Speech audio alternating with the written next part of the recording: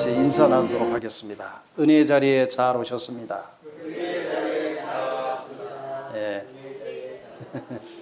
예, 하나님을 만납시다. 예. 주의 사랑으로 사랑합니다. 예.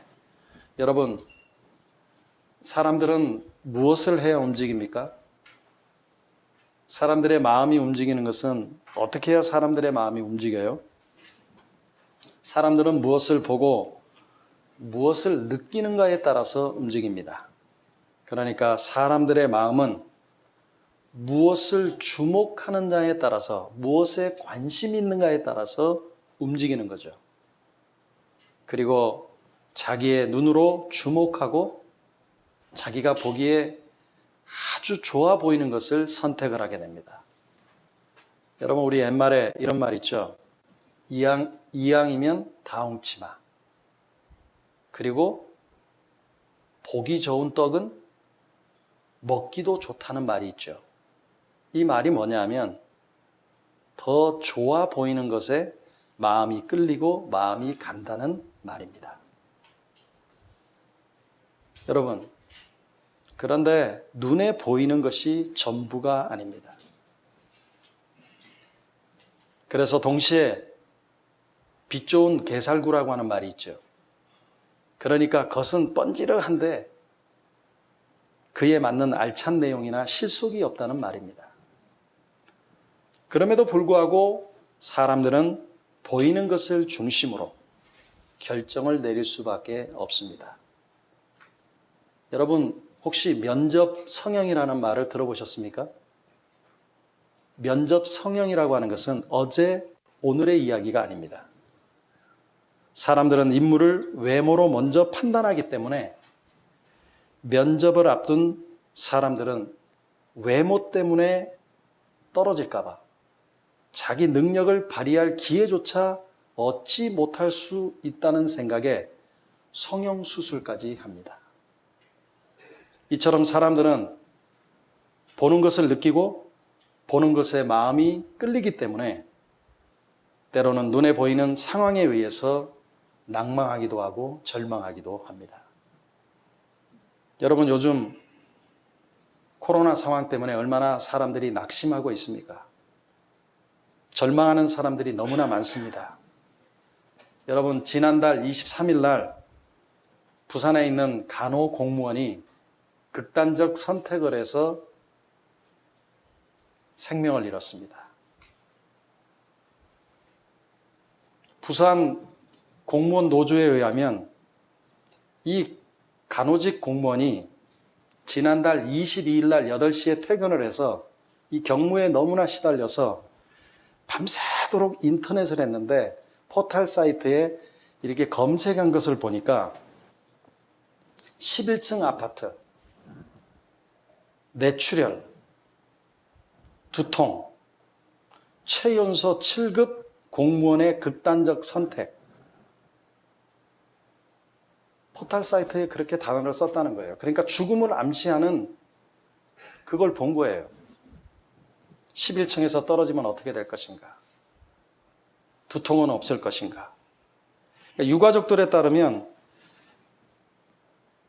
병원 담당자라는 이유로 이 코호트 격리실에 이렇게 배치가 된 거예요.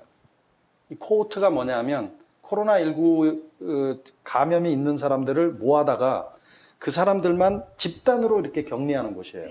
자기는 코로나 환자가 아닌데 그 사람들을 간호해야 된다고 생각하니까 두렵기도 하고 무섭기도 하고 위에 있는 상관이 그걸 하라고 그러니까 안 할 수는 없고 임시직을 2사람이나 붙여줬는데도 굉장히 힘든 거예요. 그래서 자기 경무에 대해서 이 간호사가 카카오톡으로 상관에게 이야기한 거예요. 너무나 힘들다. 다시 나를 재배치해달라. 그러고 나서 23일 날 극단적 선택을 통해서 이 땅에서는 더 이상 볼 수 없는 사람이 되었습니다. 그러니까 코로나 상황에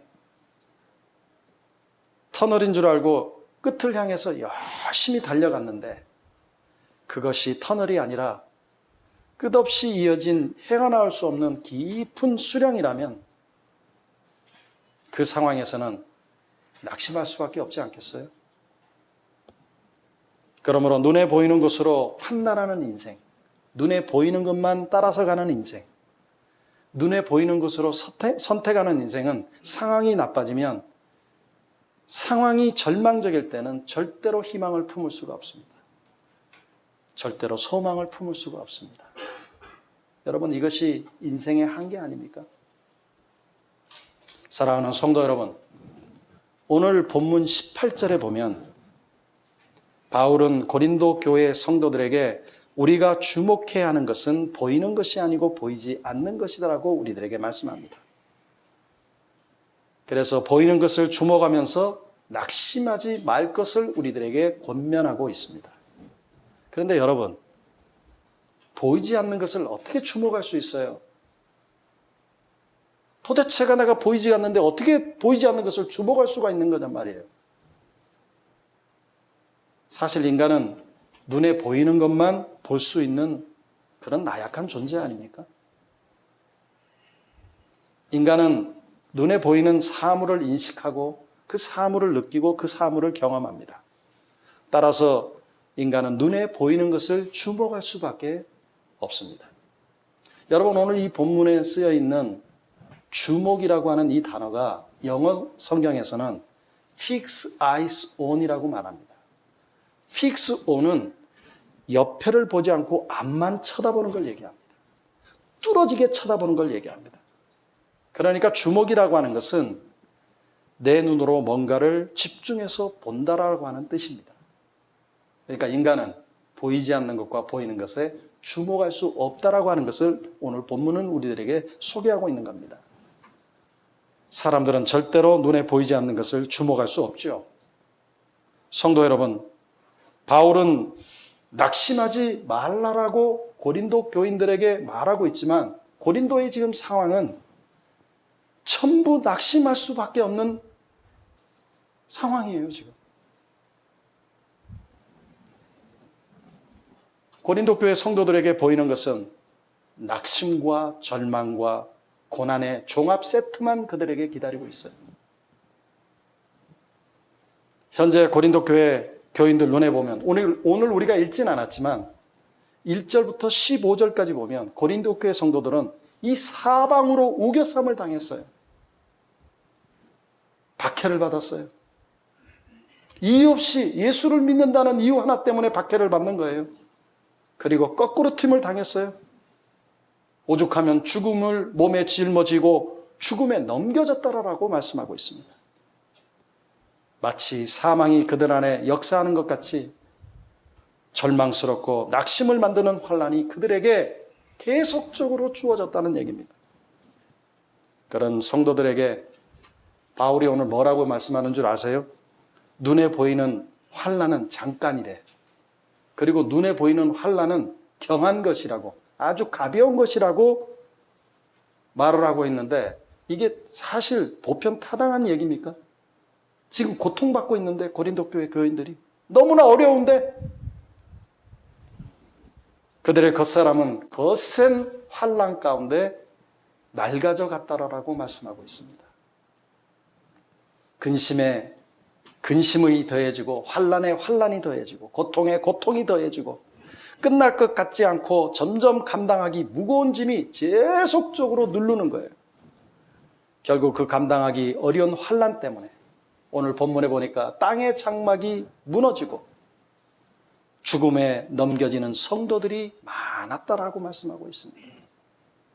그리고 고린도 교회를 사방으로 우겨싼 상황은 낙심하지 않을 수 없는 상황이라고 하는 겁니다. 사방을 둘러봐도 눈에 보이는 것은 고난과 박해뿐이고 아무런 소망을 품을 수 없는 상황이 지금 고린도 교회의 상황입니다. 성도 여러분, 주 하나님이 지으신 모든 세계는 본래 인간이 하나님을 생각하고 하나님을 바라보며 주를 찬양하지 않을 수 없는 복스러운 세상이었습니다. 인간이 바라보는 모든 곳에는 하나님의 섭리와 하나님의 창조와 섭리가 아주 가득했습니다.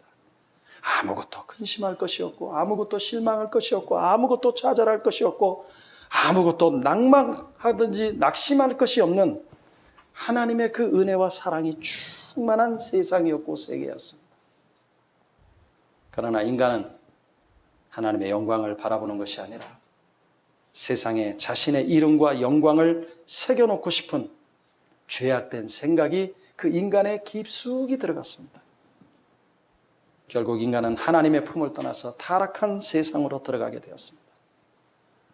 하지만 인간이 타락한 후에도 세상을 아무리 깊이 쳐다봐도 하나님을 떠난, 하나님의 품을 떠난 인간에게 하나님의 은혜와 섭리는 보이지 않게 되었습니다. 보이는 모든 상황은 불평과 원망을 만들어내는 것들로 가득했습니다. 보이지 않는 땅이 아니라 보이는 땅은 심지 않는 가시덤불이 나고 엉겅퀴가 생겼습니다. 뿌리지 않는 가라지가 생겨났습니다. 하나님이 보이지 않는 땅에는 인간들을 낙심케 만드는 것들이 너무나 많았습니다. 결국 하나님을 볼 수 없는 인간은 눈에 보이는 상황에, 눈에 보이는 현실에 이리저리 끌려다니는 노예 생활을 합니다. 그렇게 소망 없는 고단한 인생을 살다가 최후의 멸망인 죽음을 마주 봐야 하는 것이 타락한 인생의 현실입니다. 예수사랑교회 성도 여러분, 예수님은 바울을 통해서 고린도 교회 성도들이 보이는 것에 사로잡혀서 낙심하는 인생이 아니라 보이지 않는 영원한 세계를 믿음으로 바라보면서 기뻐하는 인생의 되기를 간절히 원하고 있습니다. 그래서 예수님은 그들이 눈에 보이는 것보다는 더 나은 것을 예비해 주셨습니다. 예수님은 바울을 통해서 고린도 교회 성도들에게 주목하여 보여주시기 원하는 것은 보이는 세계가 아니라 보이지 않는 것이다라고 분명하게 말씀합니다. 땅의 것이 아니라 보이지 않는 풍성한 것을 보여주기를 원하셨습니다. 눈에 보이는 것 때문에 낙심하는 고린도 성도들에게 사도 바울은 선포합니다. 여러분 고린도후서 5장 1절을 한번 보십시오. 우리 다 같이 한번 읽어볼까요? 다 같이 읽겠습니다. 시작. 만일 땅에 있는 우리의 장막이 무너지면 하나님께서 지으신 집 곧 손으로 지은 것이 아니요 하늘에 있는 영원한 집이 우리에게 있는 줄을 아느니라. 무엇을 말씀하고 있어요? 그런데 오늘 이 선포가 조금 이상하게 들리지 않으세요? 이상하게 느껴지지 않으세요? 우리에게 하늘에 영원한 집이 있는 줄 아는 조건이 땅에 있는 장막이 무너져야 된다라고 우리들에게 말씀하고 있는 거예요. 왜 땅에 있는 장막이 무너져야 손으로 지은 것으로 알게 되고 하늘에 있는 영원한 집이 있음을 알게 됩니까? 눈에 보이는 것이 무너질 때 어떻게 그것을 보고 보이지 않는 영원한 것이 있다는 것을 깨닫게 됩니까? 그 이유는 보이는 것은 잠깐이요 보이지 않는 것은 영원하기 때문입니다. 보이는 것이 무너지고 낡아지는 이유는 그것이 영원하지 않기 때문입니다. 만약에 예수님이 주시고 싶은 것이 우리의 이 겉사람뿐이었다면 성도들에게 겉사람으로 사는 것을 영원히 해 주었을 것입니다. 그러면 영원히 추위와 배고픔과 피곤함과 고생스러움, 환난에 시달려야만 했을 것입니다. 그러나 예수님께서 우리에게 예비해 놓으신 이것은 땅의 것과 비교할 수 없는, 오늘 본문에 보니까 지극히 크고 영원한 것이기 때문에 예수님은 땅의 것이 낡아지고 땅의 장막이 무너지게끔 하셨다라고 말씀하고 있습니다. 이처럼 예수님은 잠깐 눈에 보이는 것보다 더 나은 영원한 해답을 주시는 전능하신 분이십니다. 성도 여러분, 죄인된 인간이 하나님을 볼 수 있는 자는 이 세상에 아무도 없습니다. 여러분, 죄인이 하나님을 봤다는 사람이 있어요? 없어요. 하나님의 자녀, 예수님으로 말미암아 은혜와 은총을 입은 자만이 하나님을 바라봅니다. 전적으로 타락한 인간이 하나님의 소망을 볼 수 있는 자는 이 세상에 아무도 없습니다. 그런 인간들에게 예수님은 지극히 크신 하나님의 영광으로 찾아와 주셨습니다. 하나님의 소망으로 찾아와 주셨습니다. 예수님께서 친히 영이신 하나님을 볼 수 없는 인간들을 위해 눈으로 보고 자세히 보고 만질 수 있는 생명의 말씀으로 우리를 찾아주셨다라고 말씀하고 있습니다. 여러분 요한일서 1장 1절을 한번 보실래요? 우리 다 같이 한번 읽어보실까요? 자, 시작. 태초에 있는 생명의 말씀에 관하여는 우리가 들은 바요 눈으로 본 바요 자세히 보고 우리의 손으로 만진 바. 여러분 예수님의 제자 중에서 가장 사랑을 많이 받았던 사람이 누굽니까? 요한이에요. 요한은 예수님이 말씀하실 때 이 팔베개를 하고 그 무릎에 앉아서 이렇게 예수님의 말씀을 들었다 그래요. 저는 이것을 보면서 요한이 예수님의 침을 가장 많이 맞았을 것 같아요. 그 가까이에서.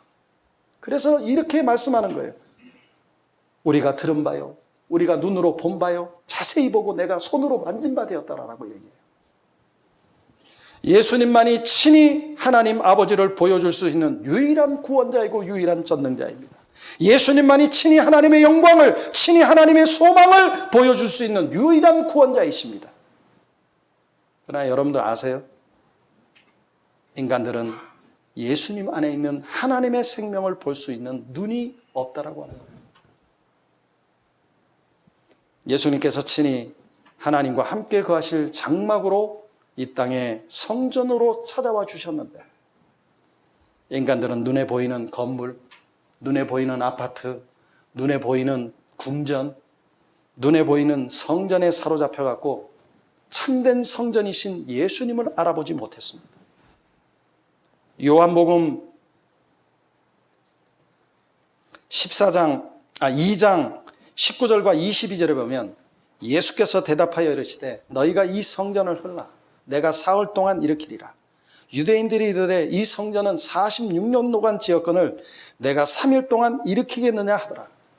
그러나 예수는 성전된 자기 육체를 가리켜 말씀하신 것이라.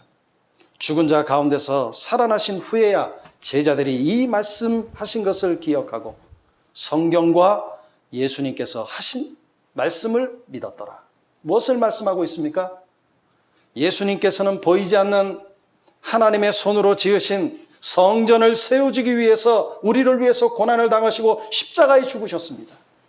죄인들에게 하나님께서 함께 거하실 영원한 성전이 되어주시기 위해 친히 보이는 자신의 육체를 십자가 위에서 무너뜨리셨습니다. 사랑하는 성도 여러분, 예수님께서 바울을 통해서 낙심하지 않을 이유에 대해서 우리들에게 다시 한번 말씀하고 있습니다. 본문 16절을 한번 보십시오. 제가 읽겠습니다.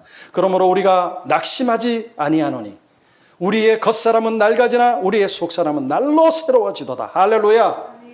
우리의 눈에 보이는 겉사람은 낡아질 때 보이지 않는 속사람이 새로워지는 방법이 무엇입니까? 좋은 생각을 많이 하면 새로운 사람이 됩니까? 긍정적인 생각을 가지면 새로운 사람이 됩니까? 좋은 것을 많이 보면 좋은 사람이 되는 겁니까? 수양과 단련, 수련을 통해서 율법과 계명을 지키면 속사람이 새로워집니까? 아닙니다. 요한복음 14장 1절과 3절에 보면 분명히 우리들에게 말씀하고 있어요. 너희는 마음에 근심하지 말라. 하나님을 믿으니 또 나를 믿어라. 내 아버지 집에 거할 것이 많도다. 그렇지 않으면 너희에게 일렀으리라. 내가 너희를 위하여 거처를 예비하러 가노니 가서 너희를 위해서 거처를 예비하면 내가 다시 와서 너희를 내게로 영접하여 나 있는 곳에 너희도 있게 하리라. 할렐루야. 무엇을 말씀하고 있어요? 예수님이 예비하신 거처는 장소적인 개념으로 건물만 의미하는 것이 아니라 하나님의 나라로 찾아오신 예수님과 성도와의 인격적인 교제가 이루어지는 바로 그 자리, 바로 이 자리가 예수님이 주시는, 예수님이 예비하신 거처라고 하는 사실입니다. 임마누엘 예수님이 우리의 마음과 우리의 심령과 우리의 삶에 직접 찾아와서 우리에게 거하시고 우리와 함께 하시며 우리와 동행해 주십니다. 예수님이 승천하셔서 우리의 심령의 거처를 예비하시고 오순절 마가다락방에서 성령을 부어주심으로 주님 계시는 그곳에 나도 있을 수 있도록 영접해 주셨습니다. 성도 여러분, 우리 육신의 장막인 겉사람은 낡아지고 새하여지지만 임마누엘 예수님이 거하시는 속사람의 영은 성령으로 인해서 날마다 하나님의 나라를 체험하고 하나님의 나라를 경험하며 하나님 나라에 가까이 갈 수 있도록 늘 새롭게 하신다라고 하는 사실입니다. 성도 여러분, 인간은 눈에 보이는 것이 전부인 인생을 삽니다. 우리는 우겨삼을 당하는 그것의 마음을 빼앗기고 그것의 마음을 잃고 마음이 상실되고 낙심해서 절망하는 것이 인생 아닙니까? 그러나 사랑하는 성도 여러분, 소망은 바라보는 겁니다. 소망은 예수님을 바라보는 것입니다. 소망은 무너지는 이 땅의 장막을 바라보는 것이 아니라 영원한 장막 대신 예수 그리스도를 바라보는 겁니다. 여러분, 소망은 더 나은 것을 예비하시는 예수님이 주시는 겁니다. 내가 만드는 건 아닙니다. 다른 사람이 만드는 건 아닙니다. 환경이 만드는 건 아닙니다. 소망의 예수님을 바라볼 때 비로소 환난은 잠시 받는 것이고 가볍고 경한 것이 됩니다.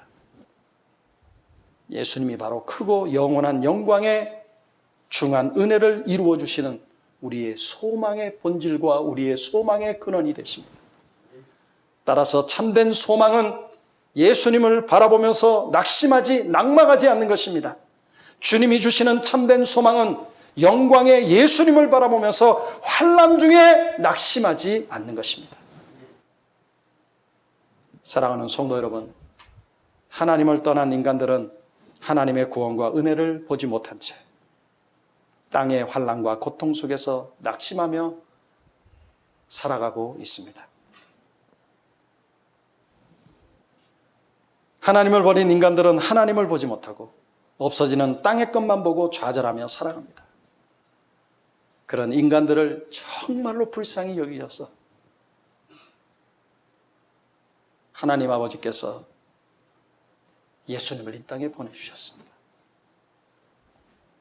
하나님 나라의 구원을 소망할 수 있는 처소로 예수님을 보내주셨습니다.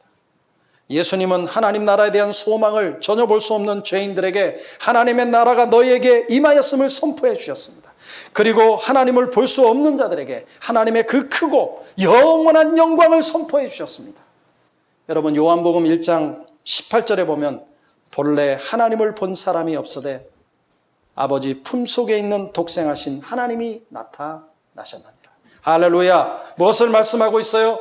낙심하고 살아가는 인간들에게 소망의 예수님을 보여주신 하나님 아버지의 은혜와 사랑은 땅에서 겪는 모든 환난, 모든 고통, 우리가 겪고 있는 모든 어려움의 총합과 비교할 수 없을 정도로 하나님이 크시다라고 하는 사실, 예수님이 크시다라고 하는 사실을 우리들에게 말씀하고 있습니다. 사랑하는 성도 여러분, 사도 바울은 고린도 교인들에게 바로 이 소망의 예수님에 대해서 가르쳐주고 있어요. 고린도후서 4장 17절을 한번 보십시오. 우리 다 같이 한번 읽어볼까요? 자, 시작. 우리가 잠시 받는 환난에 경한 것이 지극히 크고 영원한 영광 중에 중한 것을 우리에게 이루고 함이니. 무엇을 말씀하고 있어요? 예수님은 눈에 보이는 사방의 모든 환난과 일평생 당하는 모든 고통을 다 합하여 나열할지라도 비교할 수 없는 놀라운 축복을 부어주신다라고 말씀하고 있어요. 환난을 이길 수 있는 힘은 바로 예수를 바라보는 거예요. 낙심할 수 있는 힘은 바로 예수를 바라보는 거예요. 예수님은 지극히 큰 영광 중에 있는 것을 이루어주게 하시고 영원한 집을 예비한 것에 결코 비교할 수 없는 놀라운 축복을 부어주시는 분입니다. 우리 주님이 이런 분이에요. 그러면 여러분, 큰 영광을 얻기 위해서는 큰 환난을 당해야 하는 겁니까? 아닙니다. 환난을 잠시 받고 가볍게 고생할지라도 그것을 통해서 지극히 크고 영원한 영광을 이루어 주신다라고 말씀하고 있죠. 예수님과 동행하는 속사람은 인생의 마이너스 같은 고난과 환난조차도 예수님이 영원한 선을 이루시는 도구로 사용하신다는 얘기예요. 성도 여러분,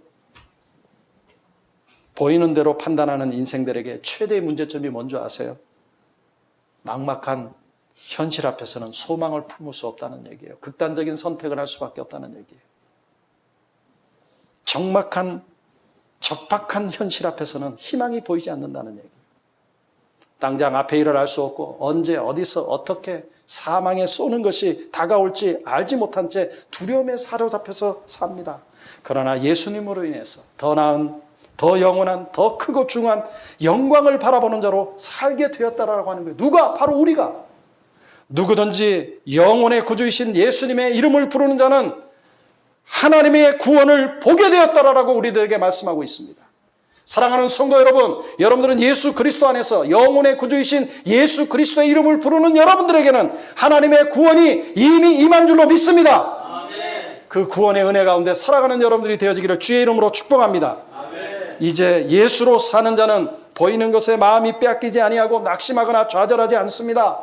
그 상황을 주관하시고 그 환경을 역사하시고 모든 것을 협력해서 선을 이루실 예수님을 바라고 믿으며 소망 가운데 살아갑니다.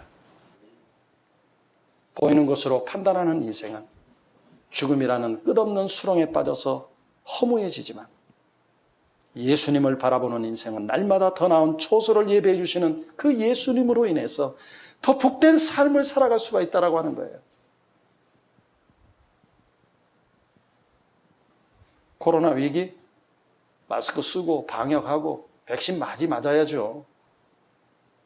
그건 일반 은총 가운데서 하는 말입니다. 그러나 이렇게 어려운 코로나 현실 가운데서도 우리가 예수님을 바라보고 나아간다면, 주님이 예비하신 그 처소를 바라보고 나아간다면 우리는 믿음의 삶, 승리의 삶을 살 수가 있는 겁니다. 예수사랑교회 성도 여러분, 본래 인간은 다 눈에 보이는 것에 마음이 흔들리고 낙심할 수밖에 없는 연약한 자들 아닙니까? 성도들도 눈에 보이는 환난이나 어려움에 마음이 산란해지고 낙심할 수밖에 없는 부족한 자들 아닙니까? 그런 성도들에게 예수님이 소망으로 찾아와 주셨습니다. 성도는 마음이 굳건해져서 소망을 품는 것이 아닙니다. 성도는 마음이 결단으로 소망을 품는 것이 아닙니다. 성도는 믿음이 좋아서 낙심하지 않는 것이 아닙니다. 성도는 신앙의 경험이 많아서 낙심하지 않는 것이 아닙니다. 성도란 비록 연약한 질그릇일지라도 그 속에 예수라는 보배를 가졌기 때문에 낙심하거나 좌절하지 않는 거예요. 여러분, 고린도후서 4장 7절에 보면 우리 다 같이 한번 읽어볼까요? 자, 시작. 우리가 이 보배를 질그릇에 가졌으니 이는 심히 큰 능력은 하나님께 있고 우리에게 있지 아니함을 알게 하려 함이라. 그러니까 성도가 환난 가운데 낙심하지 않는 것은 비록 깨어지기 쉽고 비록 넘어지기 쉬운 질그릇 같은 거지만 예수님이 있기 때문입니다. 성도의 환경이 소망을 가질 수 없고 희망을 가질 수 없고 소망이 깨어지더라도 예수님 때문에 소망을 가는 겁니다. 그러므로 낭망 중에도 예수님이 있는 성도는 주님이 주시는 소망이 있는 자입니다. 오직 큰 능력은 오늘도 성도의 삶에 임마누엘 하나님으로 거하시는 예수님에게 있다는 얘기입니다. 사랑하는 성도 여러분, 우리는 예수 그리스도를 믿고 하나님의 백성들이 되었습니다. 만일 우리가 하나님의 백성들이라면 우리는 더 이상 보이는 것에 따라가는 인생이 아니라 보이지 않는 것을 따라가는 인생입니다. 우리는 더 이상 무너질 땅의 것으로 사는 자가 아니라 무너지지 않는 하늘의 것으로 사는 자들입니다. 그러므로 소망은 예수님께 있고 소망의 예수님을 바라보면서 나아가야 될 줄 압니다. 이 땅이 아니라 예수님으로 사는 인생이 됩니다. 무너질 장막이 아니라 무너지지 않는 예수님으로 삽니다. 그러면 여러분, 우리가 예수님을 소망하고 살기 위해서는 어떻게 해야 될까요? 예배의 자리, 기도의 자리로 나와야 됩니다. 여러분들에게 계속 제가 수요예배, 금요예배 나오라고 그러는데 그 이면에는 무엇이 있냐면 주님께서 여러분들이 나와서 기도하면 이미 여러분들이 거기서 나오기 전에 주님께서는 시간과 공간을 초월해가지고 응답을 주시는 분이에요. 기도의 자리에 나와서 예수님의 이름으로 기도해야 됩니다. 예수님의 이름으로 기도하면 예수님이 응답을 주십니다. 나의 육체적인 연약함을 위해서 하나님 앞에 간절한 마음으로 기도하면 하나님께서 치유해 주시는 거예요. 사업의 문제를 놓고 살아계신 하나님 앞에 나와서 기도하면 하나님께서 사업의 문을 열어주시고 좋은 사람을 붙여주시고 뿐만 아니라 좋은 멘토까지 붙여주셔서 하나님의 놀라운 은혜 가운데 그 사업이 믿음으로 전진하는 것을 볼 수 있다고 하는 거예요. 여러분, 저는 예배 나오라, 기도하는 자리에 나오라 그러는데 우리 주님은 이미 내가 너희들에게 줄 축복을 다 갖고 있다. 나와서 기도해라. 기도하기만 하면 내가 주겠다. 응답을 주시겠다라고 얘기하는 거예요. 그거를 꼭 예배 시간 맞춰서 아니면 기도 시간에 나오라고 그러니까 그것을 꼭 의무나 그것을 어떤 책임감으로 느끼게 되면 하지 못합니다. 그러나 주님은요, 이미 우리들에게 주실 것을 예비하고 있어요. 지금 우리 교회에서 놀라운 일들이 벌어지고 있어요. 제가 말씀은 안 드리겠는데 그 어려운 가운데 주님 앞에 믿음으로 기도하고 주님께 수요일날 그렇게 늦게라도 나와서 금요일날 주님 앞에 나와서 기도하니까 주님이 문을 열어주시는데 시온의 대로처럼 열어줘요 지금. 그러니까 기도하니까 주님의 역사를 바라보니까 재밌는 거예요. 그리고 더욱더 주님을 의지하게 되고. 여러분, 주님께서는 이미 여러분들에게 기도의 응답을 주시기 위해서 여러분들이 예배 나오기 전에, 기도의 자리에 나오기 전에 시공간을 초월해서 역사하시는 분입니다. 여러분, 기도해야 땅의 소망이 아니라 하늘의 소망으로 살아갈 수 있어요.